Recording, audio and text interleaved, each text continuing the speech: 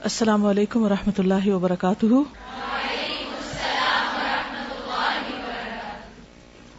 نحمده ونصلی علی رسولہ الکریم، اما بعد فاعوذ باللہ من الشیطان الرجیم، بسم اللہ الرحمن الرحیم، رب اشرح لی صدری ویسر لی امری واحلل عقدۃ من لسانی یفقہوا قولی۔ چلیے بسم اللہ الرحمن الرحیم، کتاب کھولیے۔ آج ہم حیات صحابیات شروع کریں گے۔ سیرت رسول صلی اللہ علیہ وسلم پڑھانے کے بعد صحابیات کے حالات خاص طور پر پڑھانے کا ارادہ اس لیے کیا گیا کہ خواتین کے لیے قریب کی رہنمائی خواتین کی زندگی میں ہوتی ہے۔ بحیثیت ایک مسلمان خاتون کے ہمیں کیا کرنا چاہیے اور کیا نہیں کرنا چاہیے، اور ہمارے کس رول میں ہمارے لیے کیا اجر ہے، اور صحابیات میں سے وہ صحابیات جن کو جنت کی بشارت دی گئی اور جن کے درجات بلند ہوئے اور جنہوں نے دین میں بڑی خدمات انجام دی، ان کا طرز عمل کیا تھا، اس میں ہم سب کے لیے رہنمائی ہے۔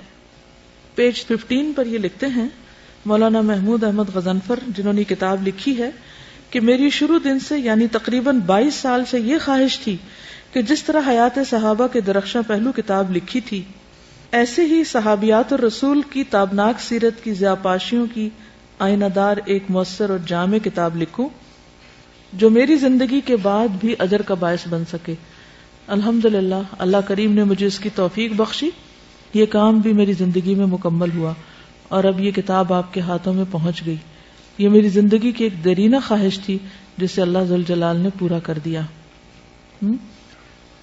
آپ بھی اس موقع پر کوئی خواہش کر لیجئے، اور وہ صرف خواہش ہی نہ ہو بلکہ اس کے اوپر آپ کچھ کرنے والے بھی ہوں، تاکہ ہم سب کے لیے بھی کوئی چیز آئندہ محفوظ ہو جائے اور صدقہ جاریہ کا باعث بن جائے۔ بسم اللہ الرحمن الرحیم۔ سیدہ اسماء بنت ابی بکر الصدیق رضی اللہ تعالی عنہا، پیج 17۔ خاندانی پس منظر: نام اسماء، والد کا نام سیدنا ابو بکر الصدیق رضی اللہ عنہ، جو ہجرت کے وقت رسول اللہ صلی اللہ علیہ وسلم کے رفیق سفر اور غار ثور کے دوسرے مکین تھے، یعنی اس میں موجود تھے۔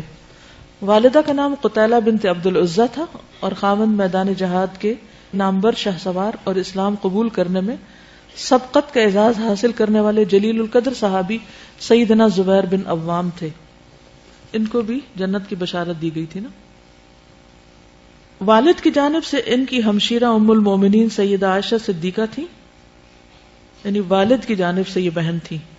ان دونوں کی والدائیں فرق تھیں۔ ان کے بیٹے کا نام عبداللہ بن زبیر تھا۔ ہجرت کے بعد مہاجرین کے ہاں پیدا ہونے والا یہ سب سے پہلا بچہ تھا۔ ان کے والد نے ان کی والدہ قتیلہ کو زمانے جاہلیت میں طلاق دے دی تھی، یعنی ابو بکر صدیق کی یہ وائف تھی۔ جب سیدنا ابو بکر نے اسلام قبول کر لیا تو اپنی رفیقہ حیات ام رومان اور ان کے بطن سے پیدا ہونے والی اولاد کو اسلام کی دعوت دی، تو انہوں نے اور ان کی بیٹی سیدہ عائشہ نے برضا اور رغبت اسلام قبول کر لیا۔ یہاں تھوڑی سی تصحیح کیجیے، اصل میں ہوتا یہ ہے کہ مختلف جو تاریخ کی کتابیں ہوتی ہیں ان میں جو بات جیسے آتی ہے پھر آگے اسی طرح نقل ہو جاتی۔ آپ دیکھیے کہ حضرت عائشہ کے بارے میں آپ نے پڑھا تھا نا کہ انہوں نے بیسیکلی اسلام میں آنکھ کھولی تھی، انہوں نے قبول نہیں کیا تھا۔ تو یہ تصحیح کرنی ہوگی آپ کو، ایسی چیزیں آپ کو خود بھی نوٹ کرنی چاہیے، ٹھیک ہے؟ یعنی جب بھی کسی کتاب کو پڑھیں تو صرف ایز از نہ پڑھ لیں، بلکہ کیا کریں، تھوڑا کریٹیکلی بھی دیکھیں کہ یہ بات یہاں یہ کہی جا رہی، پیچھے ایسے کہی گئی تھی، تو اس میں یہ کنٹرڈکشن کیوں آ گئی، ٹھیک ہے؟ البتہ ان کے بیٹے عبد الرحمن نے اسلام قبول کرنے سے انکار کر دیا۔ اسماء اور ان کے بھائی عبداللہ نے اسلام قبول کرنے کی سعادت حاصل کر لی۔ تو 3 طرح کی اولاد ہوئی۔ ایک جس نے اسلام قبول کیا، کون ہے وہ؟ اسماء اور عبداللہ۔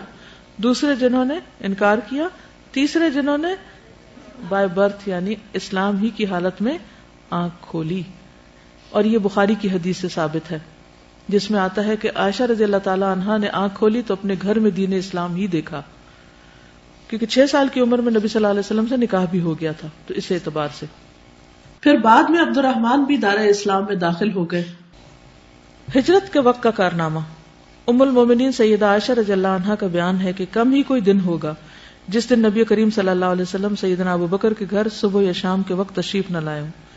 جب آپ کو مدینہ منورہ کی طرف روانگی کا حکم دیا گیا تو آپ ہمارے پاس دوپہر کے وقت تشریف لائے۔ سیدنا ابو بکر صدیق کو اطلاع دی گئی تو انہوں نے کہا نبی کریم صلی اللہ علیہ وسلم اس وقت کسی اہم معاملے کے پیش نظر ہی ہمارے ہاں تشریف لائے ہیں. جب آپ گھر میں داخل ہوئے تو ابو بکر سے فرمایا جو بھی آپ کے پاس ہے اسے باہر بھیج دیجیے. تو انہوں نے عرض کیا اللہ کے رسول صلی اللہ علیہ وسلم یہ میری 2 بیٹیاں عائشہ اور اسماء ہیں. آپ نے فرمایا کیا آپ کو یہ معلوم ہو گیا ہے کہ مجھے روانگی کا حکم دے دیا گیا ہے؟ ابو بکر نے عرض کیا اے اللہ کے رسول زہے قسمت مجھے بھی آپ کے ساتھ چلنے کی اجازت ہے؟ آپ نے فرمایا ہاں آپ بھی میرے ساتھ چلیں گے. انہوں نے عرض کیا اے اللہ کے رسول صلی اللہ علیہ وسلم میرے پاس 2 اونٹنیاں ہیں جنہیں میں نے سفر کے لیے تیار کیا ہے, ان میں سے ایک آپ قبول فرمائیں. آپ نے فرمایا ٹھیک ہے, میں نے تجھ سے ایک اونٹنی قیمت کے عوض لے لی. حضرت عائشہ فرماتی ہیں کہ اللہ کی قسم میں نے آج سے پہلے کبھی کسی کو خوشی سے روتے نہیں دیکھا, لیکن آج میں نے دیکھا کہ سیدنا ابو بکر انتہائی خوشی کی وجہ سے رو رہے ہیں. جب مکہ معظمہ کے گلی کوچوں پر اندھیرا چھا گیا تو رسول اللہ صلی اللہ علیہ وسلم نے سیدنا علی بن ابی طالب کو حکم دیا کہ وہ آپ کے بستر پر سو جائیں. یاد رکھیے کہ یہ سونے والی روایت بھی ضعیف ہے, ٹھیک ہے, معلوم ہے نا, آپ نے شاید پہلے بھی آپ کو بتایا گیا تھا. اور آپ نے اپنے پاس موجودہ امانتیں ان کے سپرد کر دیں تاکہ وہ ان کے حقداروں کی طرف لوٹا دیں. پھر آپ سیدنا ابو بکر صدیق کی رفاقت میں سور پہاڑ کی طرف روانہ ہو گئے. یہ بات درست ہے کہ آپ وہاں روانہ ہوئے اور وہاں ایک غار میں داخل ہو گئے. عبداللہ بن ابی بکر قریش کی کارروائیوں کے بارے میں روزانہ تازہ ترین معلومات رسول اللہ صلی اللہ علیہ وسلم کو دیا کرتے تھے, اور سیدہ اسماء کھانا اور پانی لے کر غار ثور میں آتی, یہاں تک کہ دونوں ہستیاں مدینہ کی طرف روانہ ہو گئیں. سیدہ اسماء رسول اللہ صلی اللہ علیہ وسلم کی روانگی کی داستان کچھ یوں بیان کرتی ہیں کہ جب رسول اللہ صلی اللہ علیہ وسلم نے مدینہ کی طرف ہجرت کرنے کا ارادہ کیا تو میں نے رسول اللہ صلی اللہ علیہ وسلم اور ابو بکر صدیق کے لیے کھانا تیار کیا. ہمیں کھانے کے تھیلے اور پانی کے مشکیزے کا منہ باندھنے کے لیے کوئی رسی نہ ملی.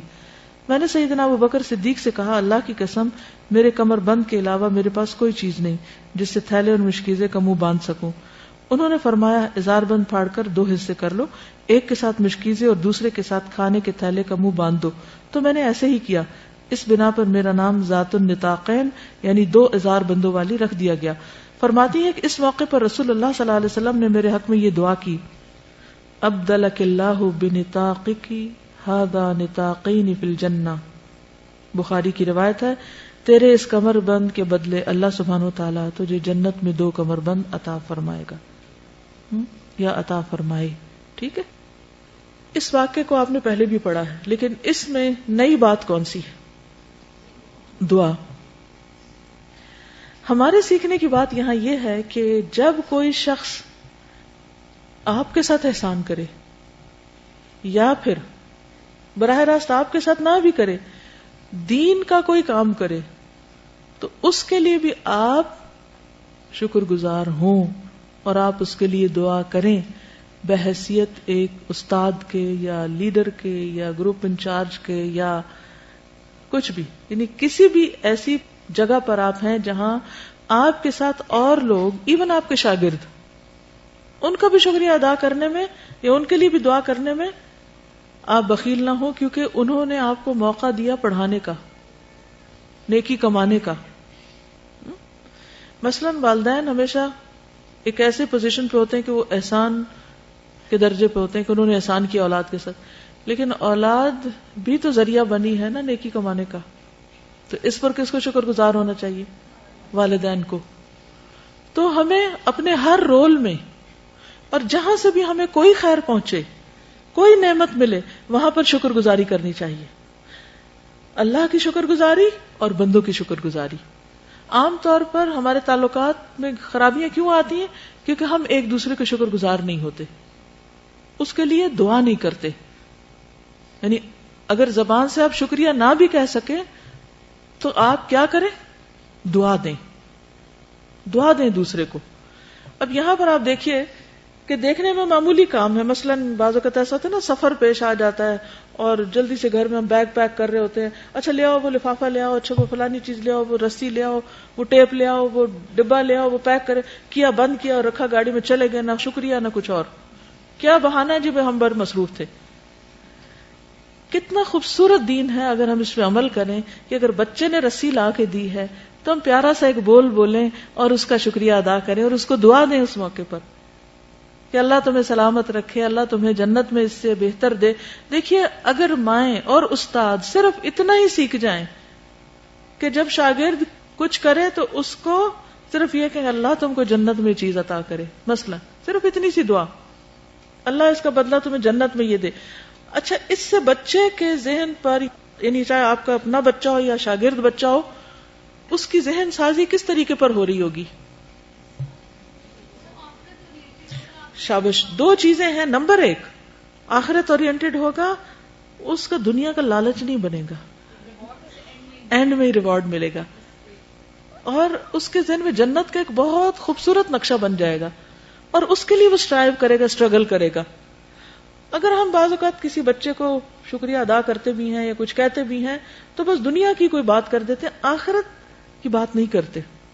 زیادہ زیادہ کہ جہنم ہے یا اللہ تعالیٰ ناراض ہوں گے، بس وہی رٹے رٹائے جملے بول دیتے ہیں. تھوڑی سی اس کی پریکٹس شروع کرے، ٹھیک ہے؟ یہی آپ کا ہوم ورک ہے. کیا؟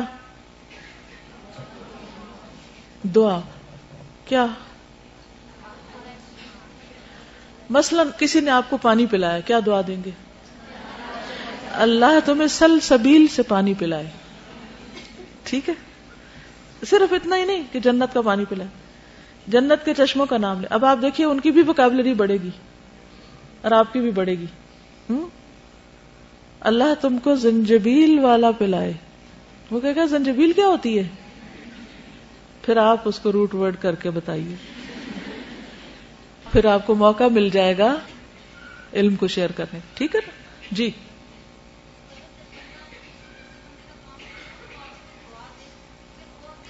جی ہاں، جب کوئی شخص تھک کے کام کر کے لاتا ہے اور آپ اس کو دعا دیتے ہیں تو اس کے دل میں کیا ہوتا ہے؟ اور انرجی آ جاتی ہے، اس کی تھکاوٹ بھول جاتی، وہ پہلے سے بھی زیادہ اچھا کام کرے گا. تو ان اے وے اٹس اے ٹریننگ.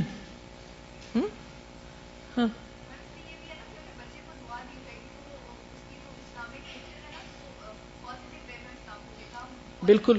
اچھا، ایک اور یہ ہے کہ جب بڑے ہو جاتے ہیں نا تو ہم سب اپنے بزرگوں کی دعائیں بہت یاد کرتے ہیں. میرے والد مجھے بہت دعا دیتے تھے، میرے دادا نے مجھے بہت دعائیں دی، دادی ہماری بہت دعا دیتی تھی، پپھی بڑی دیتی تھی. ایک یہ نقشہ ہے. اور دوسرا یہ کہ بد دعائیں.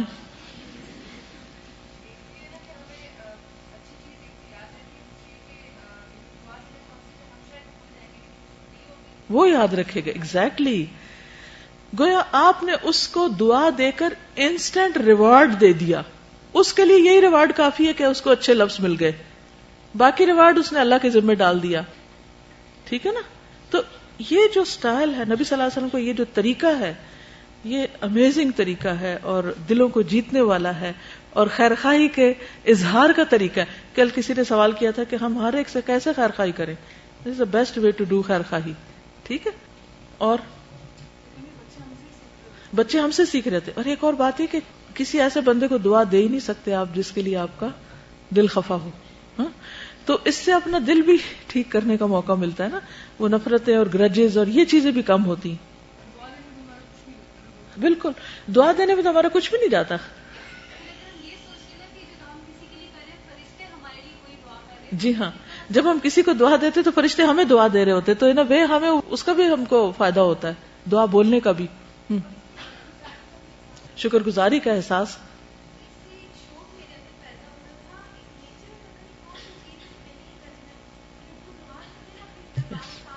بالکل ایک موٹیویشن ہے، یعنی اس میں بہت بڑا موٹیویشنل فیکٹر ہے.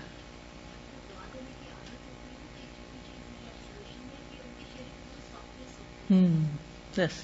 جن کو دعائیں دینے کی عادت ہوتی ہے ان کے اندر ایک قدرتی طور پر سافٹنس ہوتی ہے، کیونکہ وہ کیئرنگ ہوتے ہیں نا، دوسروں کا فکر کر رہے ہوتے ہیں. بالکل. اب آپ دیکھیے کہ یہ اب ہم دور سے ہسٹری کو پڑھ رہے ہیں نا، ہاں حضرت اسماء ایسا کر رہی ہیں، حضور صلی اللہ علیہ وسلم یہ کہہ رہے ہیں، لیکن اس وقت جب سر پہ پڑی ہوتی ہے کہ آپ کو خوف کے مارے سوچئے سچویشن کون سی ہے کہ دشمن پیچھے ہے، آپ کو فوری نکلنا ہے، کتنی ایمرجنسی ہوگی. ہم سارے کام ایمرجنسی میں خراب کرتے ہیں، سارے تعلقات میں وہی گڑبڑ کرتے ہیں جلد بازی میں. لیکن آپ نے اس موقع پر بھی کتنے ٹھہراؤ کے ساتھ، کتنے بہترین طریقے سے یہ کام کیا.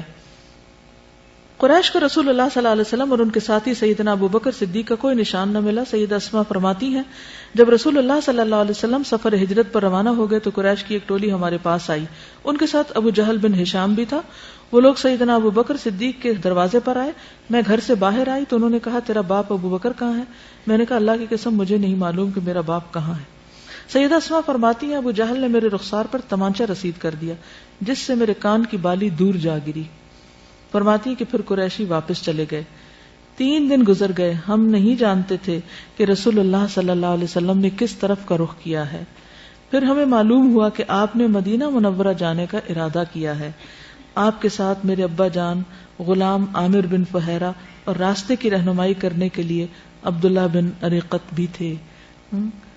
اب آپ دیکھیے کہ اس پورے خاندان نے کس طرح دین کو سپورٹ کیا. خود ابو بکر، ان کے بچے، ان کے غلام اور ان کی اونٹنیاں. یہ نیکی کے مواقع بھی اللہ کسی کسی کو دیتا ہے کہ جس کو جان اور مال دونوں لگانے کی توفیق دے دے. اللہ ہمیں ان لوگوں میں شامل کر لے. عمدہ ذہانت، یعنی حضرت اسماء بہت ذہین خاتون تھی. امام احمد بن حنبل اپنی سند سے بیان کرتے ہیں کہ سیدہ اسماء بنت ابی بکر سے روایت ہے کہ جب رسول اللہ صلی اللہ علیہ وسلم سفر ہجرت پر روانہ ہوئے تو آپ کے ساتھ سیدنا ابو بکر صدیق بھی روانہ ہوئے. سیدنا ابو بکر اپنا سارا مال 5 یا 6 ہزار درہم اپنے ساتھ لے گئے. فرماتی ہے کہ ہمارے پاس میرے دادا جان ابو قحافہ آئے. وہ نابینا تھے.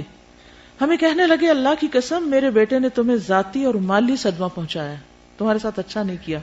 بزرگ تھے خاندان کے. ایسے بزرگ ہر خاندان میں ہوتے ہیں، وہ اپنی ٹرمز میں سوچتے ہیں اور ان کے نفع نقصان کے اپنے کچھ معیار ہوتے ہیں. ہم چونکہ بزرگوں کا بہت احترام کرتے ہیں اس لیے ہم کیا چاہتے ہیں کہ جو دین ہمیں پتہ چل چکا ہے یا جو ہماری سوچ بن گئی ہے جسے ہم صحیح سمجھتے ہیں وہ بھی انہی چیزوں کو صحیح سمجھے. لیکن اگر وہ کچھ اور کہتے ہیں تو ہمیں بڑی حیرت بھی ہوتی ہے اور بعض اوقات ہم ڈاما ڈول ہو جاتے ہیں کہ اب ان کی بات مانیں یا پھر قرآن و سنت کی مانیں. تو ایسے میں آپ دیکھیے کہ حضرت اسماء نے کیا کیا. انہوں نے آ کر اپنے بیٹے کی شکایت کی، یعنی ان کے والد کے خلاف ان سے بات کی. کہتی ہیں کہ میں نے کہا دادا جان ایسی بات نہیں ہے، وہ ہمارے لیے بہت کچھ چھوڑ کے گئے. کہتی ہیں کہ میں نے گھر کے روشن دان میں کچھ سنگریزے رکھ کر ان پہ کپڑا ڈال دیا تھا، یعنی پتھر کے ٹکڑے چھوٹے چھوٹے رکھ کے ان پہ کپڑا ڈال دیا تھا جہاں میرے ابا جان درہم و دینار رکھا کرتے تھے. پھر میں نے ان کا ہاتھ پکڑ کر کہا دادا جان اپنا ہاتھ اس پہ رکھیے اور دیکھیے کہ وہ کتنا مال ہمارے لیے چھوڑ گئے ہیں. تو انہوں نے کہا اگر وہ اتنا مال چھوڑ گئے ہیں تو پھر ٹھیک ہے، اس نے بہت اچھا کیا، یہ مشکل وقت میں تمہارے کام آئے گا. فرماتی ہیں اللہ کی قسم انہوں نے ہمارے لیے کوئی چیز بھی نہیں چھوڑی تھی، لیکن میں نے چاہا کہ اس طریقے سے میں بوڑھے دادا جان کی تسلی کرا دوں. یہ حکمت بھی تھی، ذہانت بھی تھی. اس سے پتہ چلتا ہے کہ مختلف ڈیفیکلٹ سچویشن سے کس طرح ڈیل کیا جاتا ہے. عام طور پر ہم کیا کرتے ہیں، جب کوئی ایک شخص دوسرے کی شکایت ہمارے پاس لے کر آئے تو ہم بجائے اس کے کہ جو شخص ہمارے سامنے نہیں اس کا دفاع کریں، ہم سامنے والے کی ہاں میں ہاں ملانا شروع کر دیتے ہیں کیونکہ یہ زیادہ کنوینئنٹ ہوتا ہے. پھر اسی طرح ہم بعض اوقات یہ سوچ کر کہ ہمیں بالکل صحیح بات کرنی ہے اور ہم اس وقت بہت امانت دار بن کر پیش آئیں، ہم حقیقت کھول دیتے ہیں معاملات کی، جس سے اور زیادہ خرابی پیدا ہوتی ہے. یا حکمت کا تقاضا یہ تھا کہ اس وقت وہ نابینا بھی ہیں، ابو قحافہ ضعیف بھی ہیں، بیٹے کے جانے کا بھی صدمہ ہے.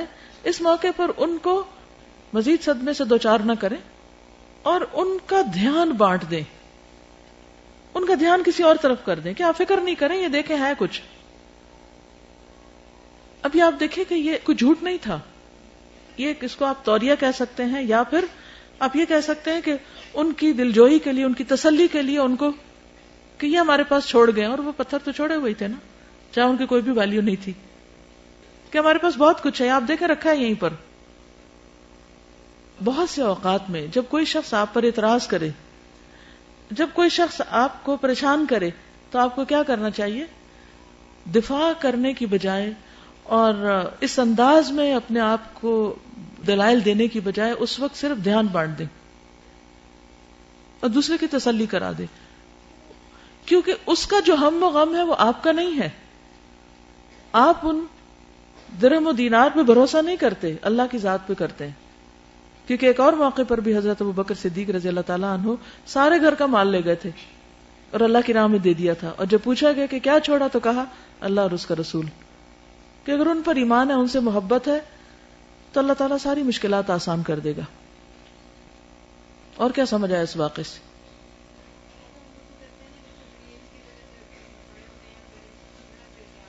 جی، بڑی ایج کے جو لوگ ہوتے ہیں بعض اوقات ان میں اور ہم میں بہت ایک ذہنی فاصلہ ہوتا ہے، پھر ہم ان کی بات سمجھتے نہیں تو بعض اوقات ڈانٹ کے بات کر دیتے ہیں، بعض اوقات ان کو چپ کرا دیتے ہیں، بعض اوقات ان کو اگنور ہی کر دیتے ہیں، سنتے ہی نہیں وہ کیا کہہ رہے ہیں.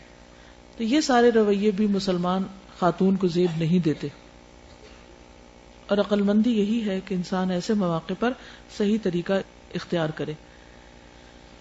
مال کی بات ہوئی تو حضرت اسماء جو تھی ان کو صدقہ کرنے کا بہت شوق ہوتا تھا. ان کے شوہر کا نام کیا تھا؟ زبیر بن عوام.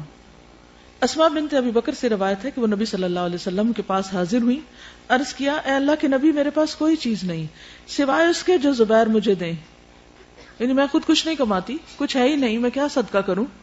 کیا مجھ پر کوئی گناہ ہے کہ اگر میں اس دیے ہوئے میں سے کچھ صدقہ کروں؟ یہ اکثر عورتوں کا سوال ہوتا ہے. تو حضرت اسماء نے یہ سوال نبی صلی اللہ علیہ وسلم سے کر کے ہمارے لیے جواب لے لیا. تو آپ نے فرمایا جتنی تم میں طاقت ہو اتنا دو، ولا تو کی فیو کا علیہ کی، اور جمع کر کے نہ رکھو ورنہ اللہ تم کو بھی دینا بند کر دے گا. یعنی جو پیسے شوہر تمہیں دے دیتا ہے خرچ کرنے کے لیے، اور اس سے تم دنیا کی چیزیں، گھر کی ضرورت کی چیزیں لے رہی ہو، تو اس میں سے صدقہ بھی کر دو جتنی تم میں استطاعت ہے. یعنی باقی ضروریات کے ساتھ یہ بھی تو ایک ضرورت ہے نا. سمجھ رہے ہیں اس بات کو؟ اکثر خواتین کو یہ کنفیوژن رہتا ہے، کیا دیں کیا نہ دیں، کہاں سے دیں، خود نہیں کماتے، صدقہ کہاں سے کریں، اگر ہم نے دے دیا تو کہیں یہ گناہ نہ ہو. کبھی وہ کچھ بھی نہیں دیتی اور کچھ سارا کچھ ہی دے دیتی ہیں، کچھ پھر مزید چوری کرنے لگتی ہیں کہ یہ کر کے ہم کوئی خیر کا کام کر لیں. یہ سارے طریقے درست نہیں. کیا کرنا چاہیے؟ روزمرہ زندگی میں صدقہ خیرات اسی طرح شامل کر لینا چاہیے جیسے ہم اپنی دیگر ضروریات چھوٹی موٹی پوری کرتے رہتے ہیں. مثلا اگر آپ نے اپنے گھر والوں کے لیے کھانا خریدا اور اس کو آپ پکا رہی ہیں، آپ گھر والوں کو کھلا رہی ہیں تو ساتھ کسی یتیم مسکین کو بھی کھلا دیں، اسے کیا مشکل ہے؟ اب اس وقت آپ یہ حساب کرنے بیٹھیں گے، اوہ نو میں تو یہ نہیں دے سکتی کیونکہ یہ میرے شوہر کی آمدنی نہیں. آپ صلی اللہ علیہ وسلم کا جواب بہت خوبصورت ہے. آپ نے فرمایا جتنی تم میں طاقت ہو، جو تم اس میں سے کر سکتی ہو اسے دے دو، اور جمع کر کے نہ رکھو. لا تو کی فیو کا علیہ کی، بند نہ کرو، تم پہ بھی بند کر دیا جائے گا. حضرت اسماء کو چونکہ حضور صلی اللہ علیہ وسلم فرمایا تھا کہ تم بند نہ کرو، تم پہ بھی روک دیا جائے گا، تو وہ روکتی نہیں تھی. جو آتا تھا جب دینا ہوتا تھا ساتھ ساتھ دیتی جاتی تھی. اور حضرت عائشہ کیا کرتی تھی کہ وہ جب کچھ اکٹھا ہو جاتا، جمع ہو جاتا، پھر اس کے ساتھ وہ دیتی. دونوں ہی طریقے درست ہیں. عبداللہ بن زبیر سے روایت ہے، کہتے ہیں کہ میں نے عائشہ رضی اللہ تعالی عنہا اور اسماء سے زیادہ کسی عورت کو سخی نہیں دیکھا. بہت زیادہ سخاوت کرتی تھی. ان کی سخاوتیں دو طرح کی تھی.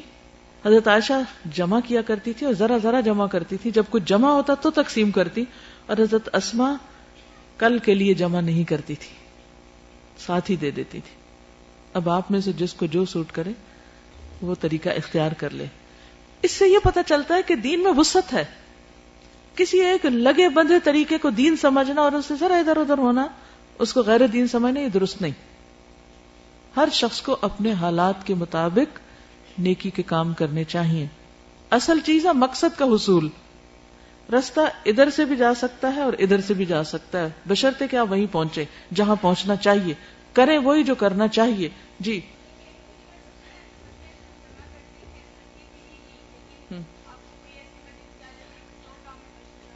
وہ بھی صدقہ ہی ہوتا ہے، کیونکہ ایمرجنسیز میں کسی کی ضرورت پوری کرنا. مثلا آپ نے ایک نیت سے اپنے حج کے لیے پیسے جمع کر رہے تھے، اتنے میں والد بیمار ہو گئے اور ان کے علاج کے لیے پیسے ہی نہیں ہیں، تو اب آپ کیا کریں گے؟ انسانی جان قیمتی ہے.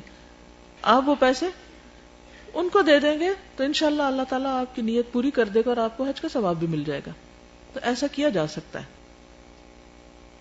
چند اور باتیں حضرت اسماء کے بارے میں. اسلام کے ساتھ وابستگی. سیدہ اسماء کو اپنے دین پر فخر تھا.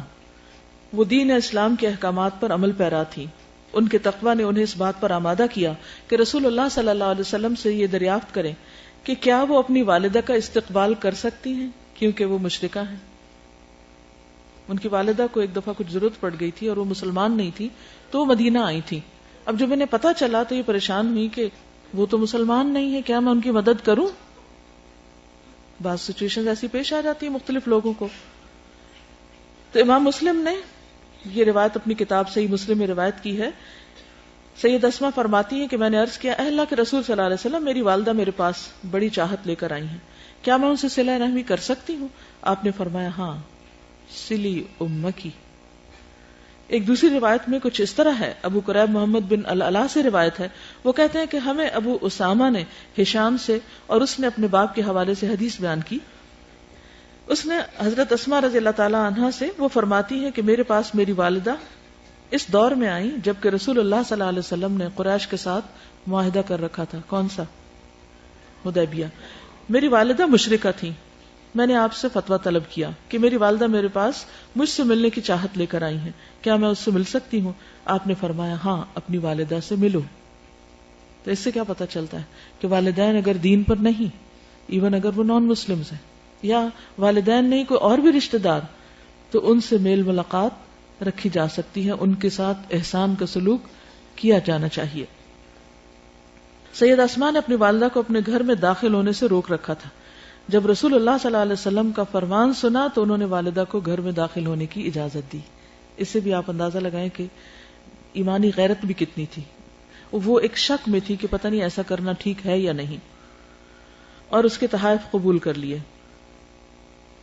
اب دیکھیے کہ حضرت اسماء کا صرف یہی عمل یعنی ہمیں دین کی غیرت کے بارے میں نہیں بتاتا, یا دین کے بارے میں محتاط انداز, مختلف مقامات پر جو آپ کے سوال ہیں نبی صلی اللہ علیہ وسلم سے, یہ سب یہ ظاہر کرتے ہیں کہ وہ کتنی محتاط زندگی بسر کر رہی تھی اور دین کے بارے میں سیکھنے کا ان کا شوق کتنا تھا. یہاں سے سوال کرنے کا انداز بھی پتہ چلتا ہے. سوال کرنا انسان کی ذہنی کیفیت کا پتہ دیتا ہے کہ وہ کسی چیز کے بارے میں جاننا چاہتا ہے, اور جاننا کیوں چاہتا ہے؟ تاکہ اس کا عمل درست ہو سکے. عمل کی درستگی کے لیے سوال کرنا فائدہ مند ہے, لیکن سوال برائے سوال اور بحث برائے بحث اور کسی کو زج کرنے کے لیے, یا صرف کسی کا امتحان لینے کے لیے, یا کسی کو بلٹل کرنے کے لیے, اس کی تحقیر کرنے کے لیے سوال کرنا یہ پسندیدہ نہیں ہے. یا کسی اور کو کچھ سنانے کے لیے کہ آپ کا اپنا کوئی مسئلہ نہیں, کسی اور کے خلاف آپ فتویٰ لینا چاہتے ہیں, تو اس طرح کسی سے سوال کرنا تاکہ آپ بات جو خود نہیں کہہ پا رہے وہ دوسرے سے کہلوا دیں. سوالات کی کثرت جبکہ وہ بیکار ہوں درست نہیں. ضرورت کے سوالات, کم سوالات, اور جس سوال پر واقعی آپ کو عمل کرنا ہے جس کے جواب پر وہ سوال پوچھیں. اور پھر یہ کہ فتویٰ شاپنگ بھی نہ ہو, پہلے ایک سے پوچھا, وہاں سے تسلی ہو بھی گئی تو کہا چلو ایک سے اور سے پوچھ لیتے ہیں, کیا پتا کہ اس میں مزید کوئی اور گنجائش نکل آئے. اور پھر کسی اور سے پوچھا, پھر کسی اور سے پوچھا, پھر پانچویں کو جا کے بتایا میں بہت سو سے پوچھ چکی ہوں, اب آپ سے پوچھنا باقی ہے. تو بھئی کیوں پوچھے چلے جا رہے ہیں؟ جس کو عمل کرنا ہو وہ تو ایک سے ہی پوچھ کے عمل کر لے گا, الا یہ کہ وہ سوال کا جواب کو بہت ہی غیر ضروری طور پر حقیقت سے دور ہو یا بالکل ہی دل کو نہ لگے. جب دل گواہی دے دے تو انسان کو پھر عمل کی فکر کرنی چاہیے. دیکھیے اسلام جو ہے وہ اطاعت کا نام ہے. طریقے اطاعت کے آگے پیچھے ہو سکتے ہیں, مختلف ہو سکتے ہیں. اللہ تعالیٰ اصل میں ہم میں دیکھنا کیا چاہتا ہے؟ کیا دیکھنا چاہتا ہے؟ کہ ہمارے اندر اس کی بات ماننے کا جذبہ کتنا ہے اور اطاعت کی خو کتنی ہے. اچھا, صدقہ کے علاوہ آپ کو معلوم ہے کہ حضرت عائشہ رضی اللہ تعالی عنہا نے غزوہ بنو المصطلق کے موقع پر ہار کس کا پہنا ہوا تھا؟ حضرت اسماء کا. یہ ان کی سوتیلی بہن تھی. اب یہ سوتیلے رشتے کا احترام دیکھیے آپ, اور وہ جہاں بھی سفر پر رہی ہیں, اور ہار بھی قیمتی ہے.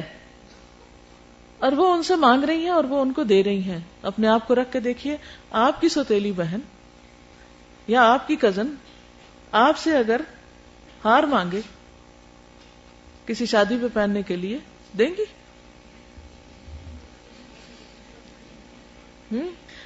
فیصلہ آپ کا ہے جیسے بھی. لیکن یہاں میں صرف بتانا یہ چاہتی ہوں کہ دونوں بہنوں کے درمیان کیسے تعلقات تھے. اگر کسی کو یہ پتا نہ ہو کہ یہ دو بہنیں مختلف ماؤں سے تھیں تو کوئی اندازہ نہیں کر سکتا کہ یہ سوتیلی بھی تھی. یعنی بہت سی حقیقی بہنوں سے زیادہ بہترین تعلقات تھے ان کے باہمی. یہی اصل دین ہے کہ ہمارے اپنے خاندان میں, ہمارے اپنے بہن بھائیوں کے ساتھ, اپنے رشتہ داروں کے ساتھ, اپنے بزرگوں کے ساتھ, اپنے چھوٹوں کے ساتھ ہمارے معاملات کیسے ہیں. اگر ہمارے دین نے ان تعلقات کو خوبصورت نہیں بنایا تو اس کا مطلب ہم نے دین کی روح کو نہیں پایا. اس سے یہ پتہ چلتا ہے کہ صدقہ کرنے کے علاوہ عاریتاً بھی چیزیں دے دیا کرتی تھی.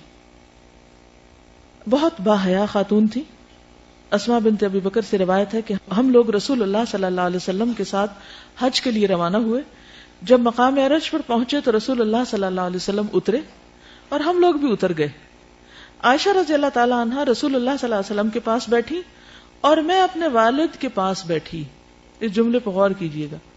ابو بکر اور رسول اللہ صلی اللہ علیہ وسلم کے کھانے پینے کا سامان ایک اونٹ پر تھا, یعنی دونوں کا, ابو بکر اور حضور صلی اللہ علیہ وسلم کا. جو ابو بکر کے غلام کے پاس تھا وہ اونٹ. ابو بکر اس غلام کی آمد کے انتظار میں بیٹھے ہوئے تھے. جب وہ شخص آیا تو اونٹ ساتھ نہ آیا, اس نے اونٹ گما دیا. ابو بکر نے پوچھا اونٹ کا ہے؟ غلام نے کہا کل رات وہ کہیں گم ہو گیا تھا. ابو بکر بولے ایک ہی تو اونٹ تھا اور تم نے وہ بھی گم کر دیا. یہ کہہ کر ابو بکر نے غلام کو مارنا شروع کر دیا. یہ دیکھ کر رسول اللہ صلی اللہ علیہ وسلم مسکراتے رہے اور کہتے رہے ذرا دیکھو اس محرم کو, یعنی احرام کی حالت میں یہ کیا کر رہا ہے. ابن ابی رزمہ نے کہا کہ رسول اللہ صلی اللہ علیہ وسلم نے صرف یہ فرمایا ذرا دیکھو اس محرم کو کیا کر رہا ہے اور مسکراتے رہے, اس سے زائد کچھ نہیں کہا. اس سے بھی بہت کچھ سیکھنے کو ملتا ہے. پہلی بات کہ جب سفر میں اترے آپ تو حضرت اسماء حضرت عائشہ کے ساتھ حضور صلی اللہ علیہ وسلم کے ساتھ نہیں بیٹھ گئی, بلکہ کیا کیا, والد کی طرف آ گئی, وہاں بیٹھ گئی اور حضرت عائشہ کو حضور صلی اللہ علیہ وسلم کے پاس چھوڑ دیا.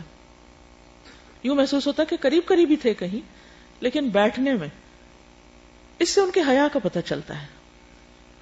بعض اوقات بہت قریبی رشتے ہوتے ہیں اور ہم ان میں احتیاط نہیں کرتے.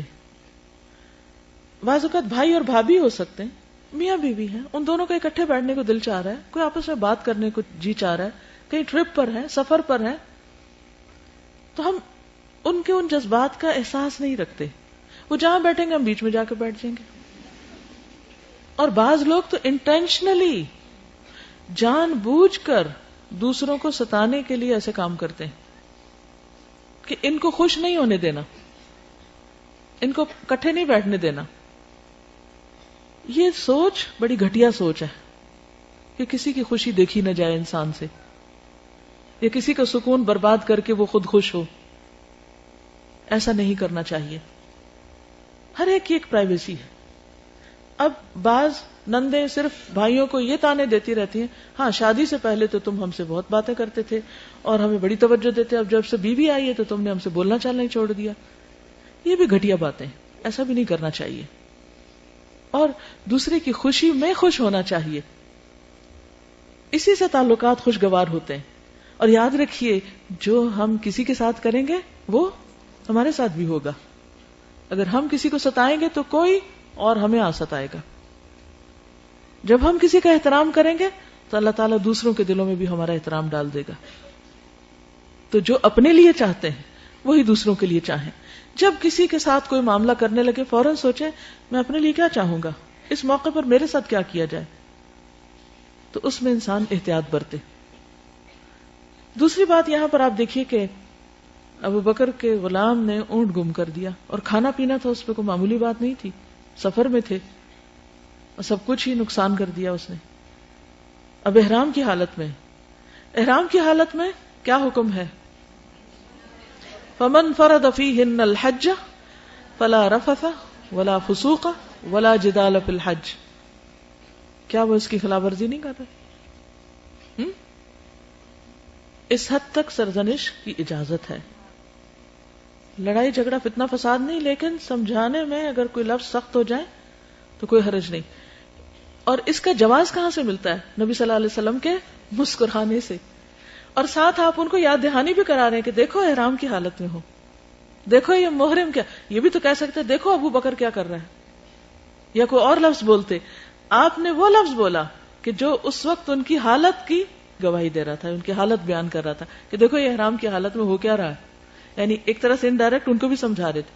لیکن آپ نے ان کی لڑائی پہ مزید لڑائی نہیں شروع کر دی کہ آپ ان کو ڈانٹنا شروع کر دیں. تو اب ابو بکر کے غلام کو سمجھانے کا ایک انداز ہے اور حضور صلی اللہ علیہ وسلم کے ابو بکر کو سمجھانے کا دوسرا انداز ہے. لقد کان لکم فی رسول اللہ اسوۃ حسنہ. حضرت اسماء کو مردوں کے ساتھ چلنے میں بھی بہت حیا تھی. اسماء بنت ابی بکر کہتی ہیں کہ زبیر رضی اللہ عنہ کی وہ زمین جو رسول اللہ صلی اللہ علیہ وسلم نے ان کو دی تھی، ان کے شوہر کو، اس سے میں اپنے سر پر کھجور کی گٹلیاں گھر لایا کرتی تھی.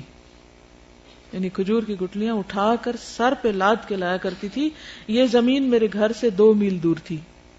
ایک روز میں آ رہی تھی اور گٹلیاں میرے سر پر تھیں. راستے میں رسول اللہ صلی اللہ علیہ وسلم سے ملاقات ہو گئی. آپ کے ساتھ قبیلہ انصار کے کئی آدمی تھے.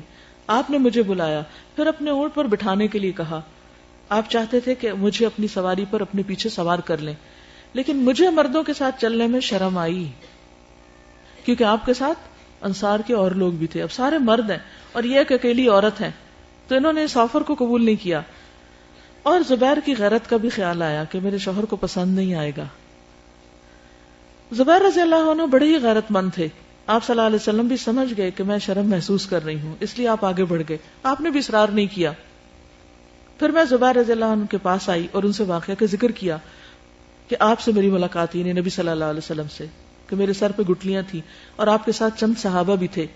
آپ نے اپنا اونٹ مجھے سوار کرنے کے لیے بٹھایا، لیکن مجھے اس سے شرم آئی اور آپ کی یعنی تمہاری یعنی شوہر کی غیرت کا بھی خیال آیا. اس پر زبیر نے کہا، اللہ کی قسم مجھ کو تو اس سے بڑا رنج ہوا کہ تو گٹلیاں لانے کے لیے نکلے. اگر تم نبی صلی اللہ علیہ وسلم کے لیے سوار ہو جاتی تو اتنی غیرت کی بات نہ تھی. یعنی وہ اللہ کے رسول تھے اور تم، یعنی مجھے تو رنج ہوا کہ تم نے ایک چانس گنوا دیا یا آپ کی آفر کو قبول نہیں کیا. اس کے بعد میرے والد ابو بکر نے ایک غلام میرے پاس بھیج دیا. وہ گھوڑے کا سب کام کرنے لگا اور میں بے فکر ہو گئی، گویا انہوں نے غلام بھیج کر مجھے آزاد کر دیا، کیونکہ ان کی زندگی بہت بامشقت زندگی تھی اور کھیت پہ کام کرتی تھی اور شوہر کا ہاتھ بٹاتی تھی، کیونکہ ان کے پاس اور کوئی ملازم اور غلام وغیرہ نہیں تھے. اور پیدل اتنی دور سے، ایک اور روایت میں آتا ہے کہ ایک اور زمین جس سے آتی تھی یہ 3 فرسخ تھی جو تقریباً 9 کلومیٹر بنتی، وہاں سے پیدل اٹھا کے سامان آتی تھی. اس سے کیا پتہ چلتا ہے؟ اور آپ کو معلوم انہوں نے بہت سی احادیث روایت کی ہیں، وہ بہت عبادت گزار تھی، بہت صدقہ گزار تھی، لیکن اس کے ساتھ ساتھ کیا کیا؟ گھر کا کام بھی کیا اور گھر کے علاوہ باہر بھی کام کیا، جاب بھی کی. ہم کیا چاہتے ہیں کہ بس نعمتوں کی زندگی ہو، کوئی مشقت نہ ہو، بس آرام ہو، کنوینئنس ہو، جبکہ صحابیات دوہری دوہری ذمہ داریاں ادا کر رہی ہیں، پر مشقت زندگی بسر کر رہی ہیں. پھر اسی طرح ان کو فحش گفتگو پسند نہیں تھی. یعنی پرائیویٹ زندگی کے وہ معاملات جو شوہر بیوی کے درمیان ہوتے ہیں یا ایسی کوئی چیز ان کو برسر عام بیان کیا جائے یا پبلک میں بیان کیا جائے، اس کو یہ ناپسند کرتی تھی. ابو اسحاق بن یسار کہتے ہیں کہ ہم اس وقت مکہ مکرمہ میں تھے جب عبداللہ بن زبیر ہمارے یہاں تشریف لائے. کون عبداللہ بن زبیر؟ ان کے بیٹے. انہوں نے ایک ہی سفر میں حج اور عمرے کو اکٹھا کرنے سے منع فرمایا. ابن عباس کو معلوم ہوا تو انہوں نے فرمایا کہ ابن زبیر کو اس مسئلے کا کیا پتہ نہیں. انہیں یہ مسئلہ اپنی والدہ اسماء بنت ابی بکر سے معلوم کرنا چاہیے. کیا مسئلہ؟ کہ دونوں ایک جگہ پہ کر سکتے ہیں. یہ میں نے بتایا تھا نا کہ اہل عرب حج اور عمرے کو اکٹھا کرنا سخت ناپسند کرتے تھے. تو جن صحابہ کو نہیں پتا تھا ان کا شاید یہ اوپینین تھا.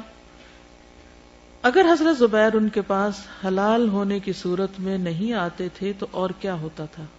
اب یہ خاص شوہر بیوی کے تعلق کو یہاں انہوں نے ایک جملے میں بول دیا. کنہوں نے؟ ابن عباس نے. یعنی زبیر حلال ہوتے تھے عمرہ کر کے تو تعلق قائم کرتے تھے اپنی بیوی سے.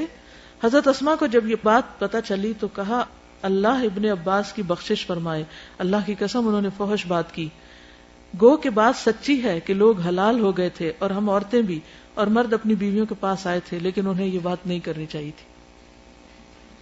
اس سے یہ بھی پتہ چلتا ہے کہ صحابیات کھلے دل سے جب انہیں کوئی بات دوسروں کے بارے میں ناپسند ہوتی تو اس کا اظہار بھی کر دیتی تھی, کیونکہ لوگ ان کی طرف دیکھتے تھے, وہ سب رول ماڈل تھی دوسروں کے لیے بھی.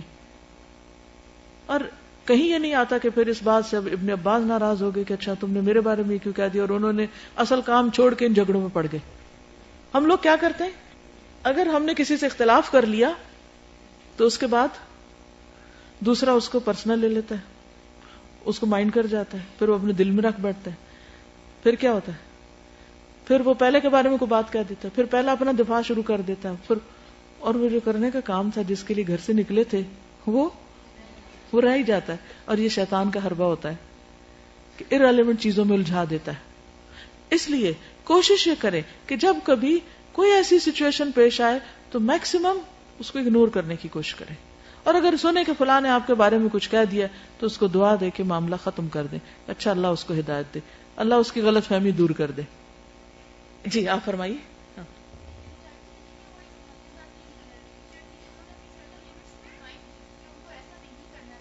بالکل ڈیفائن کرنا چاہیے. اور دیکھیے حضرت ابن عباس کا بڑا مرتبہ اور مقام ہے, نبی صلی اللہ علیہ وسلم نے ان کے لیے دعا کی, لیکن کبھی دانا انسان کے منہ سے بھی کوئی ایسی بات نکل جاتی ہے جو درست نہیں ہوتی, اور اس سے یہ پتہ چلتا ہے کہ ہم سب انسان ہیں. اور اگر کسی کے منہ سے ایسی بات نکل جائے تو دوسرے کو بتانے میں ڈرنا نہیں چاہیے, اور سننے والے کو مائنڈ نہیں کرنا چاہیے. آپ کو معلوم ہے کہ جب بھی میں کوئی لیکچر دیتی ہوں اس کے بعد جو بھی ایسی باتیں ہوتی ہیں جو کسی بھی طرح پسندیدہ نہیں ہوتی یا درست کہیں نہیں ہوتی کوئی بات, تو الحمدللہ جو ہماری ایڈیٹنگ ٹیم ہے وہ باقاعدہ اس کو لکھ کر بھیجتی, باقاعدہ نوٹیفائی کرتی کہ آپ نے یہ معلومات اس طرح دی جبکہ اس طرح ہے, یہ بات یوں کہی جبکہ نہیں کہنی چاہیے تھی, یہاں آپ کی یوں ہنسی نکل گئی جو ہم ایڈٹ کر رہے ہیں. اور الحمدللہ ایک نہیں پورا پیج بعض اوقات ہوتا ہے مجھ پہ کریٹیسزم کا, اور میں اس کو کبھی مائنڈ نہیں کرتی. اللہ کے فضل سے میں خوش ہوتی ہوں, میں کہتی ہوں شکر اللہ کا جس نے مجھے ایسے ساتھی دیے کہ جو میرے اوپر اتنی تیکھی نظر رکھتے ہیں کہ میں کہیں پھسلوں تو مجھے پکڑے. یہ میں اپنی خوش قسمتی سمجھتی ہوں. اور اتنی باتیں سننے کے بعد, یعنی جیسے 2002 کی تفسیر جب ایڈٹ ہو رہی تھی 1 گھنٹہ ڈسکشن ہوتی تھی بعد میں روزانہ, جو ہی میں کلاس سے آتی یہ سارا لکھنا شروع کر دیتی, پھر ان کے لکھے ہوئے کو ایک اور ٹیم پڑھنا شروع کر دیتی, اور 7 سرخ نشان لگتے, اور پھر ایڈیٹنگ ٹیم لے کے بیٹھ جاتی اور ان جملوں کو وہاں سے کاٹتی. مسلسل یعنی 300 سے زائد اسباق پر میں نے اتنی کریٹیسزم سنی ہوئی ہے, اور میرے اپنے اسٹوڈنٹس کر رہے ہوتے تھے میرے ساتھ بیٹھ کے, اور میں نے پوری ٹیم ساتھ بٹھائی ہوئی ہوتی تھی اور پوری اجازت دی ہوئی تھی جو چاہو مجھے کہو. ہاں استاد اور شاگرد اور اصلاح کرنے والے اور جس کی جا رہی ہے اس کی پھر لمٹس ہیں, اس بدتمیزی کی گنجائش نہیں, لیکن اچھے انداز میں اگر آپ کو کوئی بتاتا ہے تو اس پر ایک ٹھنڈک آتی ہے دل میں کہ شکر ہے کہ یہ اصلاح ہو گئی, یہیں پر ہی صفائی ہو گئی.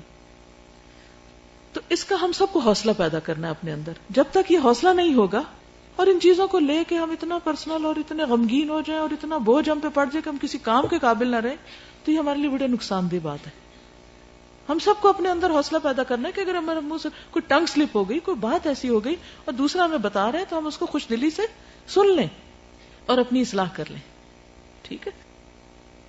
حضرت اسما کے حیا کے بارے میں ہی ایک اور چیز, کیونکہ ہم خواتین ہیں نا تو اس لیے خصوصی طور پر ان کا یہ پہلو میں نمایاں کر رہی ہوں, کیونکہ اس طرح کے چھوٹے چھوٹے واقعات ہماری زندگی پیش آتے ہیں اور ہمیں وہاں سمجھ نہیں آتی کہ ہم نے کیا کیا اور ہمیں کیا کرنا چاہیے تھا. ہشام بن عروہ سے مروی ہے کہ منذر بن زبیر عراق سے آئے تو انہوں نے اسما بنت ابی بکر کی طرف کچھ کپڑے بھیجے. ایسا ہوتا ہے نا کہ مثلا کوئی رشتہ دار, کوئی جان پہچان والا کہیں سے کوئی آتا, کوئی تحفہ بھیج دیتا ہے آپ کو, جو خوبصورت, نرم, باریک اور عمدہ تھے. اس موقع پر اسما رضی اللہ تعالی عنہا کی نظر کمزور ہو چکی تھی, تو انہوں نے ان کپڑوں کو اپنے ہاتھ سے ٹٹولا اور کہا افسوس یہ کپڑے اس کو واپس کر دو. منذر بن زبیر کو یہ بات گراں گزری. انہوں نے کہا اماں جان یہ کپڑے اتنے باریک نہیں کہ ان میں سے جسم نظر آئے. انہوں نے کہا اگرچہ یہ اتنے باریک نہیں لیکن یہ جسم کے ساتھ چپک کر خد و خال تو عیاں کر دیتے ہیں. یعنی وہ بہت تھن کپڑا ہوگا نا. مثلا اگر آپ ایک لنن کی شلوار پہنے اور اگر وہ تھوڑی تنگ بھی ہو تو وہ جسم سے ہٹی رہے گی, لیکن اگر آپ پیور سلک کی پہنے اسی سائز کی سلوا کر تو کیا ہوگا, جسم سے چپک جائے گی اور اس سے جسم کی جو شیپ ہے وہ بہت زیادہ نظر آنے لگے گی. تو انہوں نے صرف یہ نہیں کہ سی تھرو ہے, انہوں نے یہ بھی دیکھا کہ تو چپکے گی اور چپک کے میں ننگی نظر آؤں گی تو مجھے یہ نہیں پہننے. عام طور پر ہم جس نے ہمیں تحفہ دیا ہو یہ بات بتانے سے ڈرتے ہیں یا نہیں. کیا کرے گا وہ, مائنڈ کر جائے گا. بھائی اس کو پتہ کیسے چلے گا کہ ٹھیک نہیں.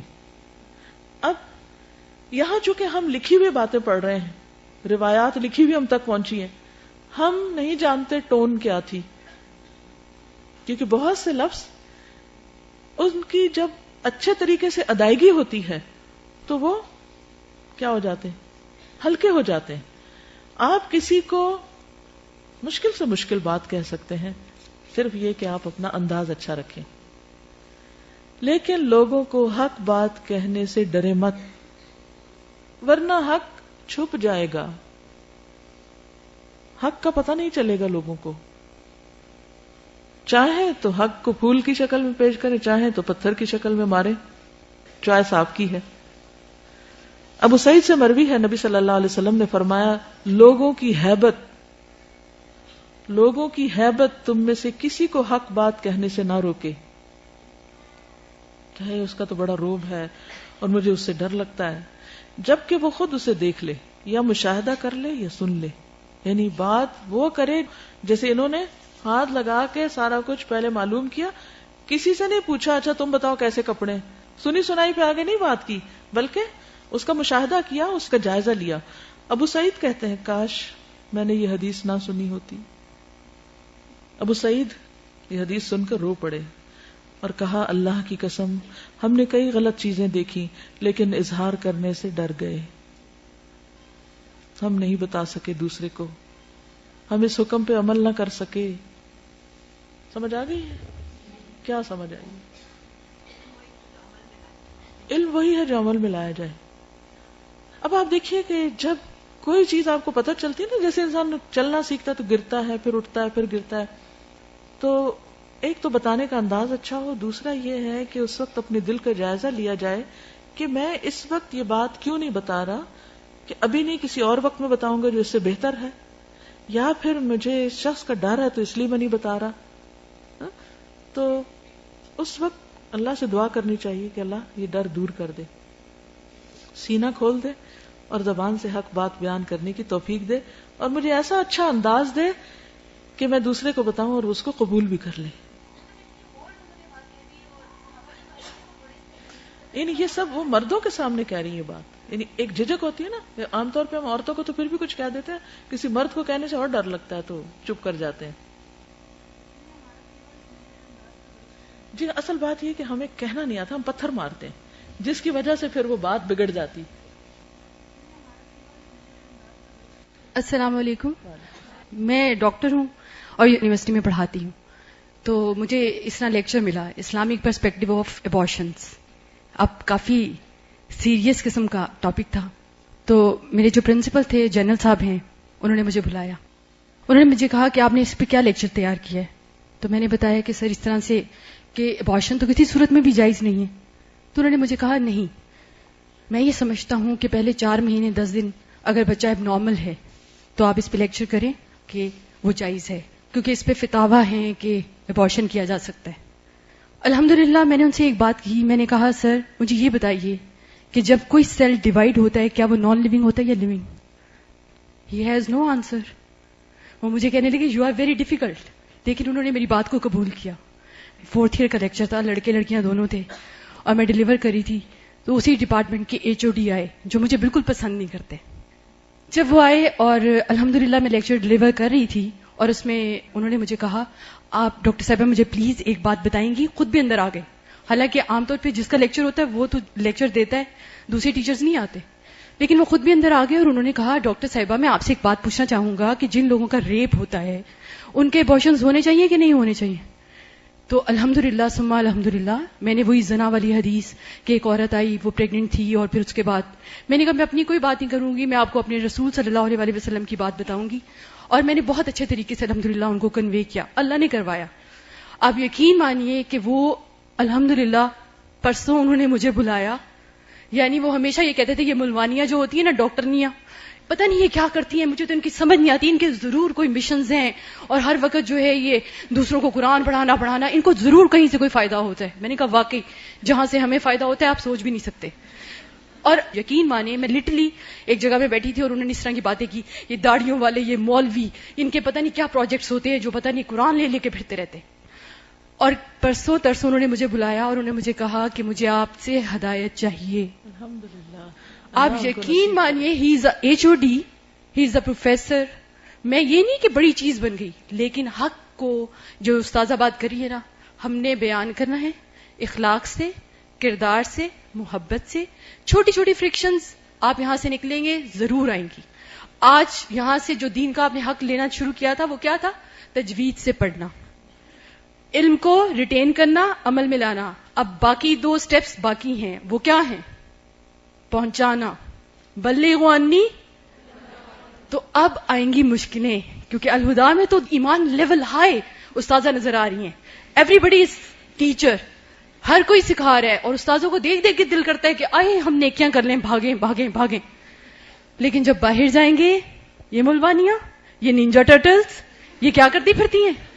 لیکن یہ یاد رکھیے اخلاق اور کردار, استقامت, ڈونٹ ریئیکٹ, پیار اور محبت. جہاں بھی جائیں دل میں خیر خواہی, کیونکہ ایمان کا لیول ایک ہے کہ میں جنت میں جاؤں, ٹھیک ہے, دوسرا اس سے بڑھ جاتا ہے فیملی بھی جنت میں جائے, اور تیسرا ہے وہ خیر خواہی, ہر کوئی جنت میں جائے. جب اس گریڈ پہ پہنچیں گے یقین مانیے کچھ بھی برا نہیں لگے گا. اور وہ وقت آتا ہے کہ لوگ آپ کو سامنے بلاتے ہیں, کنفیس کرتے ہیں, حالانکہ آپ نے کبھی کوئی بات ہی نہیں کی ہوتی, نو کمیونیکیشن, لیکن پھر آپ سے کہتے ہیں کہ ہمیں ہدایت کی طرف. اب انہوں نے مجھے کہا گرامر میں میری ہیلپ کرے, کیونکہ میں الذی اور الذین جاننا چاہتا ہوں. الحمدللہ. تو یہاں سے جاتے وقت یہ بات یاد رکھیں کہ آپ کو مشکلیں آئیں گی, لیکن مشکلیں آتی کیوں ہیں؟ ٹریننگ کے لیے, غم دینے کے لیے نہیں. یو ٹرن, جہاں مشکل آئی ہے پرابلم کیا ہے میرے ساتھ, باہر کوئی پرابلم نہیں ہے. اور جو ہی میکسیمم پازیٹیو ہو جائیں گے پریشانی فنشڈ. سمجھ آ گئی بات؟ پریشانی فنشڈ, بلائنڈنس آنکھیں بن گئی. بس یہاں سے یہ ارادے کر کے جائیں. الحمدللہ اتنے لوگ جا رہے ہیں اور اس سے ڈبل آنے چاہیے انشاءاللہ. السلام علیکم ورحمۃ اللہ. وعلیکم السلام ورحمۃ اللہ. جزاکم اللہ خیرا. یہ ہماری ایک اور بہن ہے, ایک گورنمنٹ آفیشل ہیں. انہوں نے کس طرح حق پہنچایا, کس طرح بات پہنچائی دوسروں تک. یہ حج ڈیوٹی پر تھی. وہ کہتی ہیں کہ حج از اے پلگرمیج اسپرچل اپلفٹ, اردو میں کر دیتی اس کو. تو ون ایکسپیکٹس کہ تقوی کا لیول جو ہوتا ہے وہ حاجیوں کا بہت ہائر ہوتا ہے. اور اس پریزمپشن پر میں نے سیلف اپوائنٹڈ ٹاسک کو خود پہ اپنے آپ کو لازم کر کے یہ سوچا کہ حاجیوں کو میں دورہ قرآن کی CD فری ڈسٹریبیوٹ کروں گی. تو کہتے ہیں کہ میں نے یہ پلان کیا, اور بنگلور انٹرنیشنل ایئرپورٹ پر جو مدینہ سے ڈائریکٹ فلائٹس آ رہی تھی ان سب حاجیوں کو میں CD دینے کے لیے اپنے ساتھ لے گئی. کہتے ہیں کہ میرے لیے تو بہت سمپل سا ٹاسک تھا, اور میں نے سوچا کہ اس میں کیا مشکل ہے, میں اپنے پیسوں سے CDs دے رہی ہوں اور میں ہر ایک کو دوں گی اور لوگ خوشی سے لیں گے. لیکن کہتی ہیں کہ جب میں نے وہ دینا شروع کی تو کچھ لوگوں نے تو لے لی, کچھ نے انکار کر دیا کہ ہم نہیں لیتے, کچھ نے میری طرف سسپیشیسلی دیکھا کہ یہ کون ہے, یہ کیا کر رہی ہے. کہتی کہ اس وقت مجھے تھوڑا سا اپنے اندر ایک فیل ہوا کہ میں نے شاید کچھ ٹھیک نہیں کیا, کیونکہ ہوتا ہے نا کہ جب دوسرا انکار کر دے کچھ لینے سے, یا آپ کو وہ رسپانس نہ ملے جو آپ ایکسپیکٹ کر کے جانے, کیونکہ یونیفارم میں تھی, ڈیوٹی پر تھی, کسٹمز آفیسر تھی, تو ڈیوٹی پر تھی, تو ان کو یہ تھا کہ میں ڈیوٹی پر بھی ہوں, یونیفارم میں بھی ہوں, اور جب میں کسی کو کچھ دوں گی تو اس نے کیا انکار کرنا. لیکن اس کے باوجود جب لوگوں نے سب نے ایکسپٹ نہیں کیا تو مجھے تھوڑی سی وہ ہوئی. پھر اس کے بعد وہ کہتے کہ ایک اور آفیسر آیا, CISF آفیسر ان یونیفارم, تو میں نے اس کو CD آفر کر دی. تو اس نے بہت اچھی طرح شکریہ ادا کر کے لی, تو میرا ایک حوصلہ ہو گیا. کہتی نیکسٹ ڈے پھر میں نے سوچا کہ اچھا پھر میں کرتی ہوں. کہتی کہ پھر میں نے اس کے لیے لوگوں کو تھوڑا سا ایکسپلین کیا کہ یہ کیا ہے اور میں کیوں دے رہی ہوں, اور اس کے بعد میں نے دینا شروع کیا, اور الحمدللہ لارج نمبر آف پیپل نے اس کو خوشی سے لیا. اور پھر ان کی 15 دن کی ڈیوٹی تھی حج ٹرمینل پہ, اور اس میں انہوں نے بے شمار لوگوں کو پیغام پہنچایا اور ان کے ساتھ ایک ریپو بھی بلڈ کیا. اور اینڈ پہ یہ لکھتی ہیں کہ اصل میں مینٹل بلاکیج ہمارے اپنے اندر ہوتا ہے. جب ہم تھوڑی سی بھی مخالفت دیکھتے ہیں تو خود سے خود فیصلہ کر لیتے ہیں کہ لوگ نہیں مانیں گے, لہٰذا ہم اپنا کام چھوڑ کے بیٹھ جاتے ہیں. تو بات یہ ہے کہ ہمیشہ یہ سوچا کریں کہ اگر کچھ نہیں مانتے تو بہت سے ماننے والے بھی موجود ہیں, اور کیا میں ان کی وجہ سے ان تک خیر نہ پہنچاؤں جو ماننے والے نہیں ہیں. تو بہرحال حضرت اسماء رضی اللہ تعالی عنہا کی زندگی ہمارے لیے ایک بہترین نمونہ ہے. غم کی حالت میں بہت مطمئن رہتی تھی اور بہت صابر و شاکر ہوتی تھی. عام طور پہ عورتوں کے لیے غم برداشت کرنا ایک مشکل کام ہوتا ہے, اور صبر کرنا بھی. ایک روایت میں آتا ہے, عطیہ کہتے ہیں کہ میں نے عبداللہ بن زبیر کو, جو ان کے بیٹے تھے, کھجور کے درخت کے ساتھ سولی لٹکے ہوئے دیکھا جب ان کو حجاج بن یوسف نے سولی پہ چڑھا دیا تھا. ایک عورت کو پالکی میں اٹھا کر لایا جا رہا تھا, حتیٰ کہ وہ اس کی طرف چلی گئی. لوگوں نے کہا یہ ان کی ماں ہے. ان کا چہرہ کھلا تھا اور وہ مسکرا رہی تھی.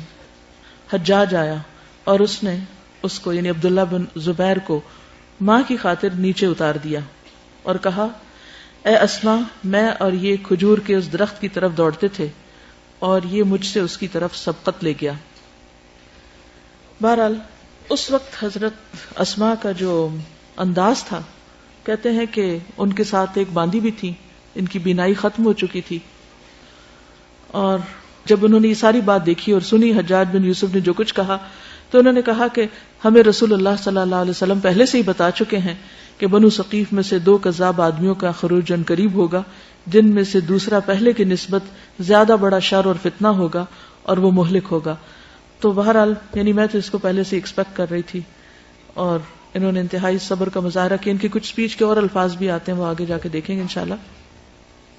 لیکن کہنے کی بات یہ کہ یہ خود ان کی عمر تقریباً 100 سال تھی, اور کہتے ہیں کہ 100 سال کی عمر میں بھی نہ ان کی عقل میں کوئی فطور آیا اور نہ ان کے کوئی دانت گرے, یعنی ذہنی حالت بالکل درست تھی, بالکل آخر تک بھی.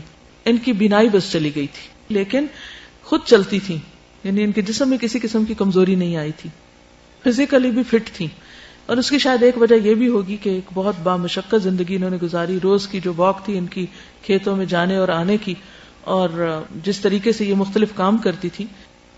کہتی ہیں کہ جب مجھ سے زبیر نے شادی کی, نہ ان کے پاس مال تھا, نہ زمین, نہ لونڈی, نہ غلام, سوائے پانی کھینچنے والے اونٹ اور گھوڑے کے.